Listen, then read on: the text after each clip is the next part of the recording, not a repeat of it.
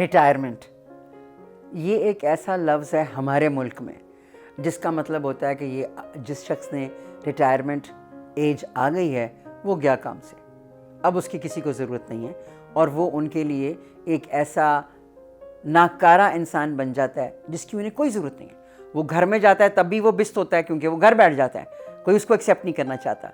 जबकि अगर हम कंपेयर करें बाहर के ममालिक से तो वहाँ पे रिटायर होने के बाद लोग बहुत खुश होते हैं, इतने क्यूट होते हैं। और मैंने अभी कल ही देखा कि एक नहायत बुज़ुर्ग जिनसे चला नहीं जा रहा था, 90 प्लस थे और वो इतने खूबसूरत लग रहे थे काले कपड़ों में और वाइट हेयर में, और वो स्टिक के साथ चल रहे थे जबकि उनसे चला नहीं जा रहा था और अकेले थे।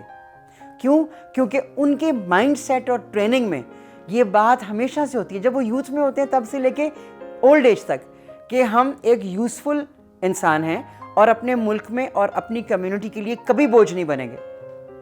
ना वो ताने देते हैं, ना उन्हें कोई स्यापा होता है। तो उनकी लाइफ रिटायरमेंट के बाद सिर्फ ये होती है कि घरेलू हो जाती है और वो जॉब पे नहीं जाते, अदरवाइज़ उनकी ज़िंदगी बड़ी पुरसकून होती है। सुबह वॉक पे जाएंगे, अपने दोस्तों से मिलेंगे, बैठेंगे बिठाएंगे और फिर वो अपने घर को चले जाएंगे। जबकि हमारे मुल्क में इसका बिल्कुल ऑपोजिट है। रिटायरमेंट का मतलब है मेरे नज़दीक कि वो शख्स गया काम से, वो घर बैठेगा तो अपने बच्चों की सलावातें सुनेगा, उनकी बकवास सुनेगा। और अगर वो बाहर जाएगा, किस तरह बाहर जाएगा? क्योंकि वो अगर वो एक आम सा आदमी है और करोड़पति नहीं है तो वो क्या करेगा? बाहर कैसे जाएगा? अगर वो बेचारा जाएगा तो क्या करेगा कि उसके औलाद ही कहेगी जाओ ज़रा आलू ले आओ, आज गोभी ले आना, कीमत उसे किस तरह लेकर आए हो, जलील करेगा उसको। क्योंकि ये हमारा माइंडसेट है, हमारी औलाद ऐसी रहती है। हमारे पाकिस्तान का जो यूथ है ना माशाल्लाह जी, उसको ये तमीज़ ही नहीं है कि उसने रिश्ते कैसे संभालने हैं। They don't like their parents. जैसे ही माँ बाप बूढ़े होते हैं, बुज़ुर्ग होते हैं, तो वो औलाद जो है ना वो कहती है स्यापा पै गया जी, लो जी रौला पै गया, और रौला पड़ भी जाता है। क्योंकि हमारे जो वालिदैन हैं उनको फिर ट्रेनिंग नहीं है, ना हमारी सिबलिंग्स को ट्रेनिंग है, ना बच्चों को।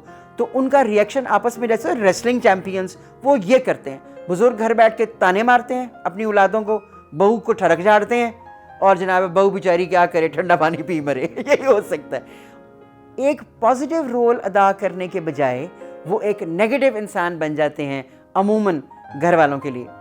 कुछ साल पहले ऐसा होता था कि जब कोई भी शख्स रिटायर होता था, हम आदमियों की बात कर रहे हैं क्योंकि पहले ज़माने में औरतें इतना काम नहीं करती थी, तो जो ड्राइंग रूम होता था वो बैठक बन जाती थी उन्हीं बुज़ुर्गों की, जिसमें उनके तमाम हम उम्र दोस्त आया करते थे और वहीं पर कभी चाय पी ली, कुछ गेम खेल लिया और इन्जॉय कर लिया, या अपनी पुरानी बातों को डिस्कस करके कभी हंस लिया और कभी रो लिया। तो वो एक उनकी एक अमाजगाह ऐसी बनती थी जिसमें वो एक पॉजिटिव रहते थे अपने ग्रुप के लिए और वो किसी के पर बोझ नहीं बनते थे। लेकिन अब वो जो बैठक है उसमें बैठने वाला जो हमारा बाबा है उसके पास भी एंड्रॉयड है और एंड्रॉयड में चलती हैं रीलें, और रीलें उसके दिमाग की जो पीले हैं ना उनका बेड़ा गर्क कर देती है। तो वो जब बाहर निकलता है ना अपने कमरे से तो सबसे पहले वो देखता है यार मेरी बहू बड़ी फिट है, उसके बाद वो यही बगैरती झाड़ता है अपनी मेड के ऊपर, तो यार बड़ी फिट है। और फिटनेस में वो कभी कहेगा मेरे पैर थे मालिश कर दे, मेरा आज सर बड़ा दुख रहे है, ए मेरी कंधियां चेक करो, शोल्डर्स के ऊपर, हेड एंड शोल्डर्स उनके काम आता है। तो वो हर तरीके से अपनी जो उनके अंदर एक अफसोसनाक खबर आ जाती है उनके अंदर ही कि वो रिटायर हो गए, हूँ मैं की करांगा घर बह के, तो वो घर बैठकर दूसरों पे ठरक झाड़ना बहुत पसंद करते हैं। ये है हमारे पाकिस्तान के एक क्लास के बुज़ुर्ग, यही हैं। वो जैसे जैसे बुढ़े होते हैं ना, ये लफ्ज़ मैं कभी नहीं बोला करती, बुज़ुर्ग अदब के साथ बात करना चाहती हूँ, लेकिन अफसोस कि जैसे जैसे उनकी एज ग्रो करते हैं और जैसे जैसे वो होते हैं ना बुढ़े, वैसे वैसे वो झाड़ते हैं ठरक। वॉक पे चले जाएं तो ठरक झाड़ेंगे, पास से गुजरेंगे तो हल्का सा कमेंट दे देंगे, आप कुछ कह नहीं सकेंगे क्योंकि उसने तो पकड़ा होगा मोबाइल। ओ यार सोने लग रहे हो, ओ किसको कह रहा है मोबाइल पे? आप अगर ऐसे करके देखेंगे तो वो कह रहा, दिल में कह रहा होगा तो ही क्या पर तुसी मेरे ऊपर नहीं। तो ये हैं हमारे आजकल के रिटायर्ड ऑफिसर्स। एक एज के बाद, एक एज ब्रैकेट के बाद लोग काम नहीं कर सकते। उसके बाद बहुत ही खूबसूरत हो कि वो जिस फील्ड से रिहा हुए हैं वो रिहाई उनको लगती है, हालांकि मेरे नज़दीक वो कैद हो जाती है। जिस फील्ड से वो रिटायर होते हैं उसी फील्ड में उनको बाकायदा रखा जाए as a trainer, as a mentor, एक ऐसा शख्स जो दूसरों को बता सकता है कि वो कहाँ कहाँ से गुजरा है, और फिर वो रिटायर हो रहा है 60 के बाद।